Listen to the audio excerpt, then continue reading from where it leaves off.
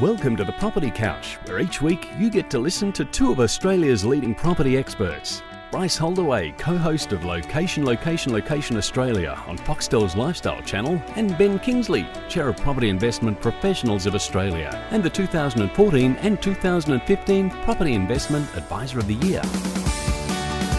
Alright folks, you're on the Property Couch, your insider's guide to property investing. Hello mate, how are you? G'day mate, how you going? Very well mate, it's a new era for us. We've got a new sign on. Mate, we've talked to our voiceover guy and we've asked him, because each week I talk about who we are, just in case someone logs onto the podcast and only hears the last couple of episodes, they don't know who we are.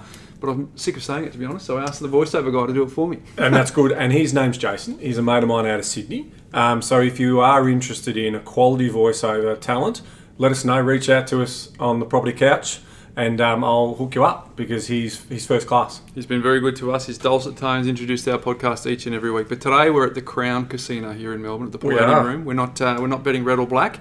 We're actually at the Better Business Summit. We are. And we've heard couple of great speakers already this morning. Yep. We're in the lunch break now, and we've been lucky enough to pull Phil Tarrant aside, who's the head guru at Sterling Publishing, and he's the guy that puts on the Better Business Summit.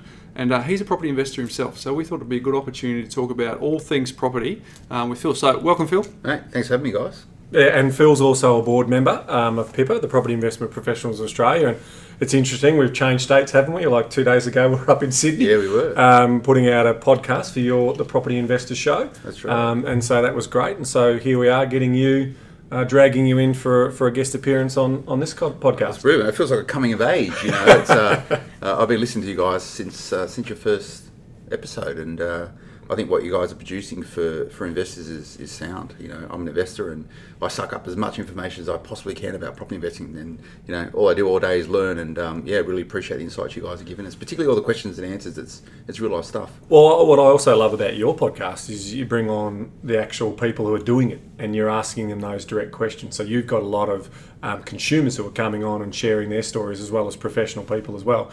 I mean, we're answering the consumers' Q&A, but so I think it's just great. And obviously everyone's really passionate about property investment education, making sure, you know, people make the right decision. So mate, really thrilled to have you on board. Well, I hope you're not too hard on me, because I'm normally on the other side of the mic. I'm the guy that normally asks questions. So I don't know if I need a preamble or some sort of cover off that. I am not a qualified property investment advisor. I'm in the media. I do a bit about property. Well, here's your kudos, because you started investing in what year? 4 years ago. So and your portfolio's worth? It's probably about 4 million now, I think. So 4 years ago. Got the runs on the board. Yeah, it's like, you can chat. Okay. Yeah. And he's also used professional people to help him. Absolutely. But so we want to sort of, again, dig deep, get behind the numbers and tell us a bit about the journey. So let's rewind 4 years, Ben, and what was the catalyst for investing in the first place? I think it was like most property investors, I sort of fell into it. I've been working in the media for 10 or so years, sort of always around the sort of finance space, mortgage broking, real estate, that sort of side, and all day, every day. And I'm probably one of the most fortunate people in Australia in that I can pick up the phone and speak to anyone I want and talk about property or talk about finance. Yeah. And it's a privileged position, and I'm a journo, that's what I do. I don't really do a lot of it these days in terms of sitting down and interviewing people and writing stories. I normally sort of talk about, business. But I've sort of had this education probably for 10 or 15 years, speaking to property investors and people involved in property. And I sort of by osmosis has picked up all this up, but never ever did anything with it. Yeah. So sort of 5 years ago, I just started thinking a lot more about property and wealth creation. I was getting a bit older and stuff, and a family and that on the way. And I said, well, I've got all this knowledge, I've got this unique set of insights and unique connectivity with people who can help me out with this. And I went, stuff it, I'm going to get going. And I didn't start with a plan. I didn't start with anything. I just went. Someone introduced me to a couple of guys, a really good mortgage broker and from him a buyer's agent, and I just got into the mindset, and they said, look, let's get you started. Can you think about that time? What was, because you said you'd thought about it, you've been exposed to it, because a lot of our listeners would read all the books, go to all the seminars, but they don't actually take that plunge and maybe get over the line. Can you sort of think back to what was the difference between the theory and actually then putting it into practice? It was just taking action. And a lot of people sit there and they procrastinate about property, and even today, knowing what I know, and I like talking about property like you guys do, and all my mates who who I chat to about property all the time. I just go, guys, get into it. It's not hard, just do it. And they've always got a reason why they don't want to do it. Oh, I don't have a big enough deposit, or I'm not not yet ready. Oh, I'm going to get married and need to save my money. There's always a reason why not to invest or start investing in property. And looking back for when I started investing, it wasn't really a hard decision to make. It was like, I'm used to making decisions. I do it all day, every day, and I just went, yeah, all right, let's get going. Okay, what do I got to do? So it was just really it's not like a light bulb moment. It was just just get going, and that's what I'm always like. And we've just had Bernard Salt. Yeah. I mean, he's a KPMG. He's a freak. He's a demographer. He's one of my favourite speakers. He puts everything into great context. And as we were walking out of that session, I just turned to Bryce and I said, it just reinforces everything we're doing. He's right. The big picture, the long-term play of residential bricks and mortar is a pretty sound investment. Oh, absolutely. I walked out, two things I picked up, and actually sent a tweet, and the tweet was Melbourne brokers, right place, right time, right industry.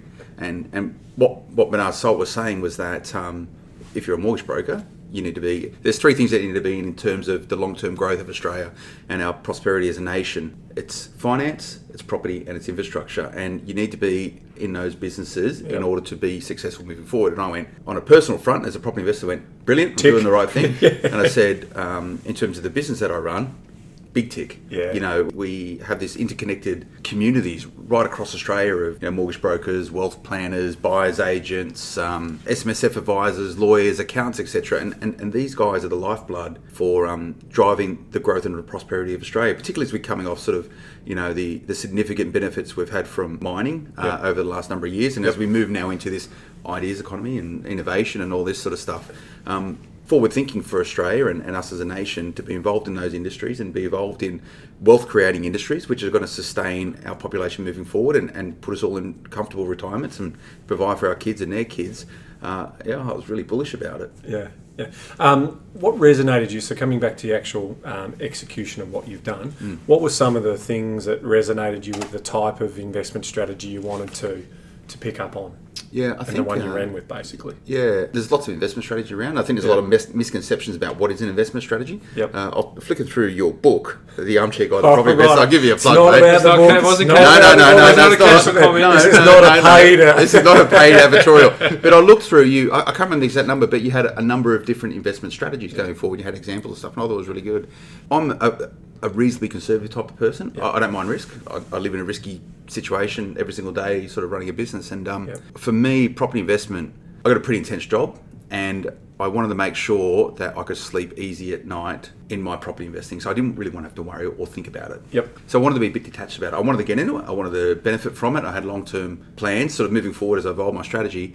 But even today, I don't want to concern myself with it too much. I just want it to be working, and I don't want to be having kept up at night. So the approach that I take to property investing is pretty simple. I'm not buying off-the-plan apartments. I'm not buying off-the-plan properties. I'm not buying in, Bondi Beach or Manly, etc. I'm buying good, safe, fundamental properties which aren't sexy. They're not beautiful. They're not whatever, but they're going to go up in value, and they're going to generate a rental return which is going to help me cover my mortgage and hopefully everything else, and put a little bit of money in my bank. It's actually interesting you say that, because one of the guys that we know here that we were chatting to before the summit started this morning was having a chat, and he said, look, I've saved $140,000, myself and a mate of his, and there's about a group of 3 or 4 of them, and he goes, I want to get into property development, and do I have enough money? And my first question was, what's your bigger picture, what's your why?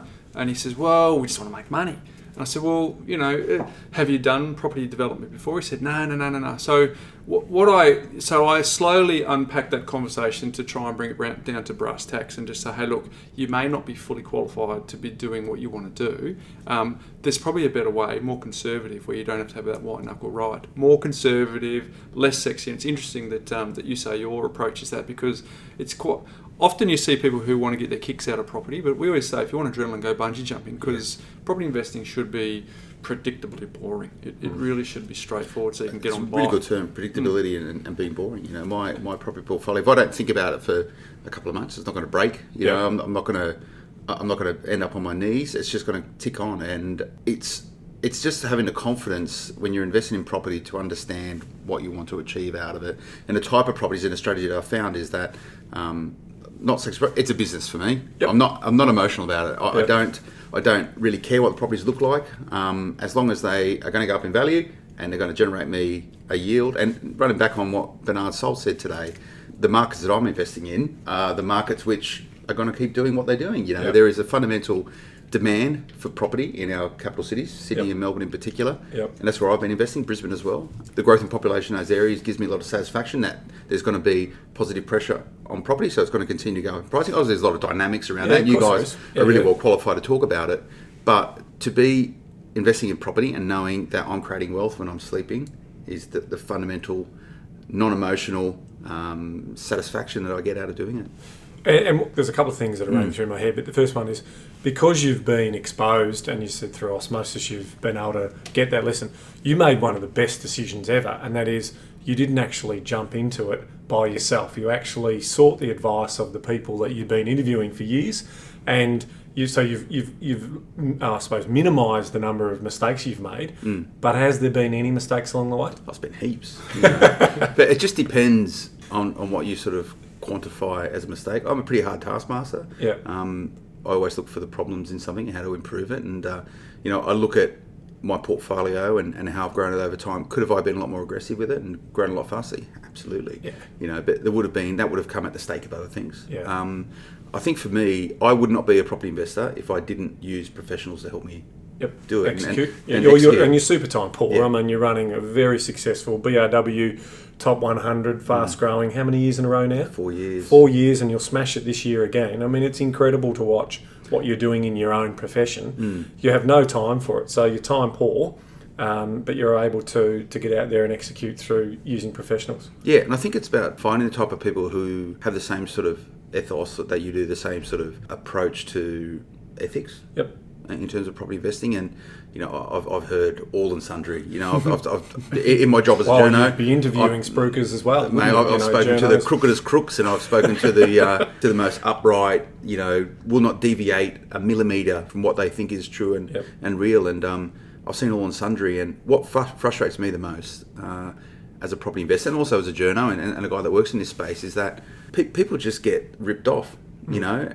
Time and time again, and the reason why they do it is that they're either sold some glamorous thing about, oh well, be a property investor and you can make your millions and get rich quick, or the most complicated strategies that not even an actuarial genius could understand how to make money in property. And it's not hard to make money in property if you just keep it really, really simple. I know you guys are massive advocates of that. Yep. You know, it's just back to why does property go up in value and where are those properties? We think property's simple, but it's just not easy. Yeah. And that's the Yeah, case. it's really good. And that's why we spend so much time in the money side, because we're playing with people's lives here.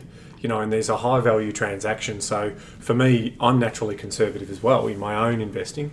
So if I'm sitting there playing with $500,000 for a client, I want to absolutely know they can afford it, and not just for today, but for tomorrow. So hence there's the money management and servicing debt and change in circumstances. I need to unpack that first before I'm going to sit there and even talk about, all right, we're going to go off and buy a $500,000 asset. Because that for me is like, oh, we got in 2 minutes and now we've got to get out because our circumstances. There's red all over that. There's losses all over that. So I think you're right in that sense. Phil, can you talk about your confidence in the residential real estate market? Because on the backdrop of some recent, I guess, topical discussions, the most obvious one is the negative gearing debate with Bill Shorten going to the next election with a change to that. And then most recently on Sunday, and I know you guys had a chat about this during the week on your podcast, about the 60 Minutes program, which was a little bit flavoured. It's probably good to get some balance in the market. One of the things that Bernard Salt said today is he calls it the Dubai effect, and I thought it was really great, where if you're a billionaire in Russia, you probably don't live in Moscow, you probably live in London, and that's the same in Dubai. It's a safe haven. They want to park their money in a safe haven, and Australia, he feels, is considered a safe haven for one of the most strategic and busy parts of the world region right now, and that's China. And he sees that as being a big thing for the two big capital cities of Sydney and Melbourne. So with that as a backdrop, you know, with mixed messages and mixed stories around, where does your confidence in the residential real estate market sit? It's quite funny. I've got two answers for that. One is me as a journo and a guy that owns media platforms, and mate, they make great stories. Yeah. You know? It's good for business. It's good for business. Well, I can say as someone who does a television show, we're in control of the edit. Yeah. So, no matter what's done on the day, we control what goes on the edit room floor. Yeah, it's Australians love property, And another thing Bernard Salt was saying is that just the story of Australia. He ran through some stats in terms of what number of people in Melbourne who weren't born in Australia was 30-some%, and you compare that to New York, and I think London, which US was 12%, 12, and London or the UK is a little bit simpler. So the story of Australia, so this have a go attitude and the love of property, and I think that underpins everything to do with Australia. Going back to what he said beforehand, is that what businesses or industries you need to be in right now, it's finance, property and infrastructure. This is the lifeblood of our nation, and the reason why we're going to grow and evolve is because people want to live here. And when they get here, they're coming from backgrounds that are hard pressed. They are hard pressed. I mean, we've all been fortunate enough to travel through areas where the personal wealth is very low, poverty's high, and they come here and they're hungry. They're hungry. And they're aspirational, and I think that is the and makeup. They'll hustle. They'll hustle for what they want. And that's brilliant. That's what I love being being in Australia. Agreed. It's great. Agreed. And so sort of put that into a prism of the property market, my confidence in property, and so I think taking into consideration that great report on 60 Minutes on Sunday night. Great report. If you're out there and following the get rich quick scheme of being a property millionaire in a couple of years, and you're buying up 4, 5, 6, you're building townhouses in Moranbah, which is a one-trick pony in terms of its economy, you're probably going to get hurt. Yeah. You're probably going to get hurt. And whether it's today, whether it's yesterday, whether that's in 20 years' time, you're going to get hurt. But when you look at the basis of people want to come live in Australia, you've got this Dubai effect, which you talk about, Bryce, where, it is a safe haven here. People want, I can't remember the exact term Bernard Salt used, but people are happy to live in 2 countries now. They're happy to spend 3 months of the year in China or Hong Kong or wherever making good bucks, but they want to park their family in Australia where life is good. Financially stable, politically stable, 8 hours away, banking regulation stable. All the great wonderful things that got us through the GFC. Obviously, a bit of a pain, country. But so my confidence in the property market. There's markets within markets, and you guys talk at length about that. But if you're investing in the right places over time, I don't see no problems. That property is not going to drop 30 or 50%. It's impossible. The influx of population coming in is not keeping up with our ability to build. So you don't need to be a PhD in sort of economics to understand supply and demand. And the demand is there, and the supply in the areas where everyone wants to live isn't there. Obviously, you're going to see a change in the way in which people live, and the makeup of households is changing, and the way we live is changing. Bernard used a lot of interesting sort of terms or topics around. What is it called? Knowledge. What was his knowledge nation? It's a knowledge nation. Yeah, something along those lines. So really Sydney and Melbourne. Knowledge cities. The big global hubs for multinational organisations. People want to come and work here, and they know they're going to get paid well, or they're going to get paid and on time. You know what? They're not going to get shot when they're walking home. Correct. And the multinationals who are making decisions about being here are saying, I've got a strong enough talent pool of people who can drive the corporation further, and that's obviously a real benefit for the big big cities of Melbourne and Sydney. Yeah, but it might be worth mentioning too that 60 Minutes story failed our 3 pillars of economic activity, human interest, human behaviour. Yeah, because the economic activity was slightly vulnerable, and if the economic activity wasn't there, you could see what happens with the status test and the human interest. Everyone just left. So if they apply those 3 pillars that we talk about all the time on this podcast, how big was Bernard's message on lifestyle? Brilliant. It was everything, wasn't it? And it's all everything we talk about, and that is both the cornerstone. Lifestyle as in the amenity, but also that status stuff, that internal stuff that we sit back and go, I'm successful, and certainly for new arrivals to Australia, showing off their home and bringing their family members over to see how successful they've made it in their new country is really powerful. It's huge. It's great. It's a great story. Everyone wants to be part of it. I'm not as familiar with the Melbourne market as what I am the City market, but I was really intrigued by the way in which property's grown over time. The fact that Melbourne was a real starting point for the sort of 2-bedroom, 3 bedrooms, 1 bathroom. The great Aussie dream in the 50s. This is your 5-row house on a quarter-acre block. Great, wonderful, excellent. And then how that's evolved over time, and how sort of hotspots, you want to call them, has shifted in terms of where the economy's heading and where population growth is going. But now this influx of people that want to live the hipster generation, or what you Yep. want to call it. Yep. They want to live in places within 5 kilometres of the CBD. And the way in which we are choosing to live is influencing the way in which property is going to evolve. And I think as a property investor, you need to make sure that you've got your finger on the pulse with that. And whether or not you've got the time to sort it out yourself, which a guy like I don't, or you're happy to pay for advice for someone to tell you Yep. what's going on, and Yep. you value that advice and you invest on the basis of that advice, I'd be going down that way. Yeah, because it's not a perfect science. I mean, research, if it was easy and everyone followed it, but what you are doing is you're increasing your probability of a better outcome. Yeah. And that's what it is. It's sort of saying, how good can I funnel or aggregate from 16,000 suburbs down to, 4 pockets? Because it's not necessarily a suburb. I mean, that's the way we measure them, because that's how the data's captured. So we sort of have this, artificial border on a street, and so to say that, it's not the neighbouring suburb. Well, if we find a house next door in the suburb, of course we're going to go after it, because that's an artificial boundary, and that's how we've been measuring. And I've been saying all along, over the next 2 or 3 years, there will be a radical shift in the way in which we can test data to sort of see whether there's any other ways in which we can treat that other than the borders that we currently treat it in now, in terms of, property by category type, by number of bedrooms, because that's the sort of message also. And that's what I was trying to ask Bernard at the end was, how quickly we're going to rush to high-rise apartments and want to live in hotel rooms, because the psychology of the current buyer in Australia, I don't think we're there yet. But I certainly think what he was talking about in terms of downsizing to the villa and the townhouse, I'm there, and I think so. Even those blue chip locations, we'll start to see that land shaved up into these sort of workable type accommodation for the baby boomers and for that next generation coming through. And that could also attract the 20-something or the early 30-something that are sort of saying, I don't have the 2.2 million for the full 4-bedroom house, but this 3.5 bedroom house works for us right now, and it's 800,000, and it's the area I want to live in. Happy days. Yeah, so it's pretty good. It's really encouraging for the Melbourne story too, because they were focusing today on Melbourne, but they was talking about the bigger cities as well. But I was asked to speak on the Weekend Today program, Channel 9, a couple of weekends ago, and Melbourne was the only one in the last 10 years that had doubled in value median price. We're talking generically here rather than specifically. Yeah. But some sentiment outside of Melbourne could conclude that Melbourne is done. But the fact that there's parts of Melbourne that you probably wouldn't put your money in is well and truly true. But it just goes to show there's always opportunity in every market, particularly the bigger city markets.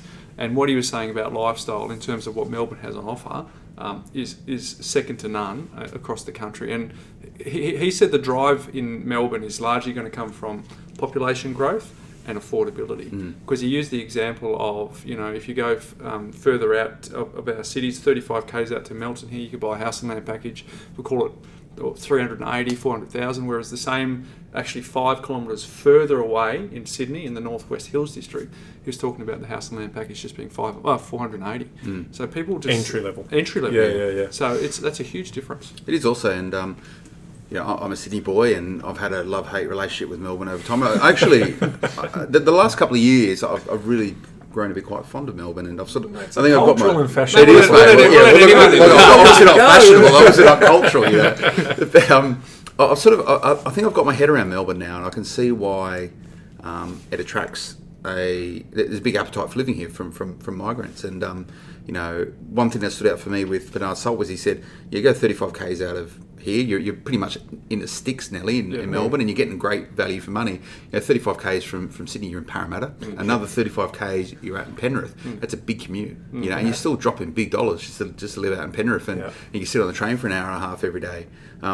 So the fundamental value of Melbourne moving forward, and the fact that his predictions are in 30 years' time, there's probably going to be a bigger population here than in Sydney, if I pick up that right on it. It's about 20,000 difference. 20,000 difference. But certainly percentage-wise, greater growth. It is, and it seems to me a lot in terms of high density type of properties where people come into Australia, whether it's from Asia, they're used to living in those sort of environments. That picture he put up, and if you imagine Melbourne CBD and Sydney CBD and 5 k's around it, a big circle, Melbourne looked really tight and condensed. And I look at Sydney, half of it was water, and the rest of it, I know by living there, is all hills, and it's geographically challenged. Whereas you can make that happen. I'm looking here from the Crown, I'm looking out, and I could probably see the horizon. And mate, you can build a lot of houses, or you can build a lot of high-rise apartments here. You land in Sydney Airport, I talked about it before, and you can look Mascot and then you're basically looking around Botany and there's already 5-story, 7-story high, medium density accommodation. So Sydney's already there in terms of they're reworking it. I mean, we're hearing stories through Chris Gray and all that where they're buying 3-story high apartment blocks and then whacking 3 more stories on top. We just heard this week that David Jones, the signature store in Sydney, is now up for sale. And that's because they've got the air. They're selling basically the air above it. So they'll do a lease back. They'll obviously get $300 or $400 million for the sale of that, which will pay for making it the best retail store in the Southern Hemisphere. And all of a sudden there'll be a mixture of residential and probably commercial above it. I mean, that just shows you that's the sort of scene for Sydney. And so that gives me confidence around scarcity in Sydney. Yep. So really it is about timing it from a sentiment point of view. So, I would like to see the sentiment deteriorate a little bit in Sydney because that gives us buying opportunities. Well, when it's running flat out like it is at the moment, we don't want to touch it because we don't want to pay an emotional price. We want to pay fair market price, for the assets that we're buying in that location. And I think that's fundamental sort of in property investor. We bought heavy in Sydney when we started buying. And you've done fabulous. We've done great out of it. We picked up a couple of just standard stuff. 2-bedroom apartments in Mount Druitt, a house on in North St Mary's, out at Cambridge Park near Penrith, and down towards Cambertown. And these are just good. Just good stock, and a lot of them have reliable upsides. And durables, reliable and durable. So there's some that got upsides, and look for that upside investing. The place in St Mary's is on a corner block, and right now people are knocking down houses, sticking duplex on. So happy days. I've always thought about do I go get a DA on it and just sit on it and see what happens, or sell it with it, and but there's a lot of upside still for the properties that we have. But we got out of the Sydney market 3 years ago because it was just out of control. Obviously, everyone's reading Smart Property Investment and seeing how great the investments are out there, and but you just can't get in there now. You wouldn't want to get in there. You'd be mad to invest in those areas right now. That might change with negative gearing, which you touched on, but it's exciting times to be in properity. I was just going to say, you mentioned Smart Property Investment. Tell us the motivation behind the podcast. What kicked that off? It's the same reason why we launched the publication. A couple of things. Number one, we speak to so many people and we hear all these great, wonderful stories about property investment. And you can be a millionaire tomorrow. And what, you can't? What? Seriously? But you didn't get the information. It's impossible. No. But I used to sit there and just go, it just smells off. Something's not right. Something's not right about this because it's not that easy. And people who are making it that easy are the people who are probably in Moranbah right now, who I feel horrible for. The guys that invested up there and they've got families and they've got their job. A lot of those guys got to go bankrupt as a result of it, because of a bad investment decision. And whether or not they were sold. The story they were sold, which is a story of greed and fast bucks and ego. And people will chase that because it's bright, it's shiny, and it helps them fulfill a dream, and that is to be comfortable or even rich if they want to go that way. And the people who got sort of stuck out there is it's a horrible situation. It's an absolutely horrible situation. And but for us, it's just got to be kept simple. Yeah, and I mean, we've heard horror stories there. Have you got sort of a couple of lessons that you, like, if someone's to ask you top 2, top 3 things that you've learnt on your journey today? Me personally. Personally. The lessons I learned, I like the things that I've done fundamentally wrong. You've done some good things. I've done some good things. You had a go. I've given it a go, and I've chosen to use people to help me create wealth through property, which is great. Has been good for you. But in terms of stuff done wrong, and I touched on it before, I could have moved a lot faster. One of the things I'm not good at in terms of property investing is, my administration is horrible. And that's pretty harsh on myself, but at the moment I need to refinance. I want to refinance 4 properties because I want to capitalise on some of the investment opportunities up in Brisbane. So I've got a reasonably complicated structure. So would have I made it that complicated? I don't know. I probably need to be. I invest in trusts and all this sort of stuff. But for me to get finance is a bit of a pain. So I have a really good mortgage broker that helps me out with it. But he's always asking me, give me information, give me information. And he is definitely an investment savvy mortgage broker. He's very good, and I just don't get around to doing it. So big mistakes. I've missed out on a lot of really good stuff just by not being prepared. And prepared in terms of having cash, whether it's money that I've got or money that I've pulled out of some properties, and also having pre-approvals ready to go. And I reckon that's happened more than I'd like to think. Okay, The amount of more time I messed than up. you- more than you're happy with. Yeah, is it a mistake? No, but is Yeah, it missed opportunity cost? Yeah. Yeah, absolutely. Absolutely. I've had a couple of not very good property managers that I've chosen. Yep. I'm happy to outsource everything. Yep. So maybe not moving fast enough on realising there's a Sacking problem. the property manager. Yeah, Yep. yeah, because you Yep. sit there and just go, oh, I just couldn't be bothered at the moment. I can wait another month, I can wait another month, another month. And then property's coming available, and because I'm, like tenants move out and I'm getting chased and I just don't get around to sorting out something, so I've got property sitting there vacant for, a couple of months, and that's purely through bad administration, and it's time constraints. But as you said, you're growing a business that's growing at rocket speed, light speed. So there's probably a little bit of an excuse that you can have. It's not as if you're a mum and dad who can get home and you've got 6 hours free every night. Yeah, but the point is the real estate market's forgiving if you get most of the fundamentals really right. forgiving. Yeah, really good. Really point. forgiving. Yeah. And also I've got if I don't have someone sitting in a property for a couple of months, it's a problem. Yeah. I hate the idea of it, but Yep. I could probably find the money if I need to be able to cover that, cover my mistakes for a period of time before it starts to really hurt. Yep. But I see a lot of people and a lot of mates that I invest with, they're redlining, and I've got a risk appetite in terms of my time to put into property investment, and also my willingness to not worry too much about it, and so I've got a reasonable buffer. Should things go south, I can cover it for whatever reason, but I see other people redlining it, and I don't want to be making those mistakes. And I mean, I don't know whether I'm speaking out of school here, but you're also reinvesting. So I'd want to get you on another podcast in the future and talk about how you've done that. So you've chosen to rent where you want to live, and you've built out that portfolio. So we've got time for that in another podcast or two. But that's going to be a really, really important one. Yes. So in summing up, have you defined the end goal for you in your portfolio? Is it and the context of that question is we often ask clients, what's the why, what's the reason, and they kind of go, I just want to be rich, and they haven't really defined what that is, and so hence our book really puts it into context of 2,000 a week. This is how you do it. Have you thought about if passive income is your goal, whether just big capital base is your goal? Have you defined that? I don't want to work forever. That's why I sort of bust my hump now. Sort of how many hours a week I work, I don't want to know, but I don't want to work forever. But you know what? I love working as well. It's cool. I enjoy the game. I enjoy the hustle. I enjoy the chase. Yep. And for me, property investment is part of it. What we spoke about before, the reason why we launched Smart Property Investment was to try and tell the real story, and we wanted to show how you can actually do this without all the bells and whistles. Here's how you can make money in property, but why do you do that? And for me, passive income, absolutely.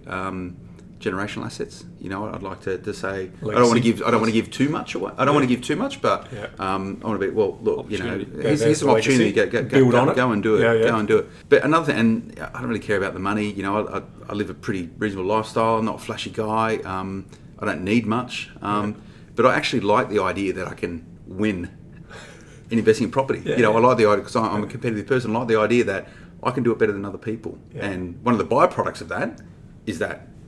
Wealth creation, all that sort of stuff. But it's just the actual. I like the idea that you can do something and do it well without putting too much time and effort into it. If you do it smartly and actually win that game, you can actually do better than other people. And for some reason, that drives me. I don't know. That's a bit of a strange thing. For me, it's a big driver because I want to, I want to be an outperform property analyst. I want to basically pick areas that maybe others haven't identified. Bryce, we're the same. We spend hours talking about areas and dissecting and reviewing data. Because exactly that, it's about basically getting the best returns we can. And with that comes obviously the recognition that you're good. So, whether you're a winner at that, that's exactly right. I think there's no doubt that there's a little bit of ego under that in terms of trying to be the best we can be. Yeah. But of course, we're playing with people's lives. So it's a good way to be. You've got to be thinking that way. And sort of going to your point about things I've done wrong, I've spoken to a lot of people who've done a lot of things wrong. Investing in mining towns is one of them. I hear a lot of horror stories about sort of off the plan, with long lead times and builders going bust and sunset clauses. All the stuff that you cannot control, and that scares me. You're big on control. It's great. Yeah, you focus on those things. I do, well, don't you? And one of the biggest things I've seen, and I haven't made the mistake yet, but people buying property for holiday homes or buying off the service apartments somewhere where it's cool. They went visiting. Big problem, and for a lot of people, vacation properties. And a result of that is that a lot of people get into properties. They get into one wrong property, and it's them out of the game for potentially 10 years before they can make it back. Got to buy properties that take advantage of lifestyle that's on offer, but don't buy properties for your lifestyle. Absolutely, and that's the key. Brilliant. All right, there you have it. Couches. We've had Phillip Tarrant on the couch. How do we find you, mate, on Twitter? At Phillip Tarrant. So PHILLIP Tarrant. Beautiful. We certainly appreciate your time. You've amongst a smorgasbord of publications that you offer. If anyone's interested in checking out Phillip Tarrant's background, go to sterlingpublishing.com.au. He also has a really great property podcast called The Smart Property Investment Show, which is obviously an extension to the online newsletter he sends out from smartpropertyinvestment.com.au. Really great stuff. It's practical information from someone who's actually in the field doing it himself, talking to lots of people who are doing it. So it's really, really good insight. So, mate, we appreciate your time today. We appreciate the insights. I think our listeners would have got a hell of a lot out of that. If you've enjoyed this episode, as we ask each and every week, if you just share it with one other person, that'd be great, so we continue to get the message out there. As Ben does what he does every week, and that's scramble. We toyed with a guest sign off. He's going to have to help me because we're going Russian. I'm going to leave you out there, don't worry. They're going to leave you out. They're going to leave you hanging. So I don't even know how we start with this, but Dos Slivlania. Come on, you! That's very humble. That's how untrue. He just stormed into. Before we went on air, and off he. So we thought we were going at Bryce. Well, I'll turn it into an Australian accent. Which one is it? It's this one up here. Dos Vidunja. Dos Vidunja. Come on, mate. Give it a go. Yeah. See you later. You are going to leave us hanging. The great Australian sign off. But it's been good having you on. Thanks. We'll certainly have you on again. And to all our listeners, see you next week. Excellent. Thanks.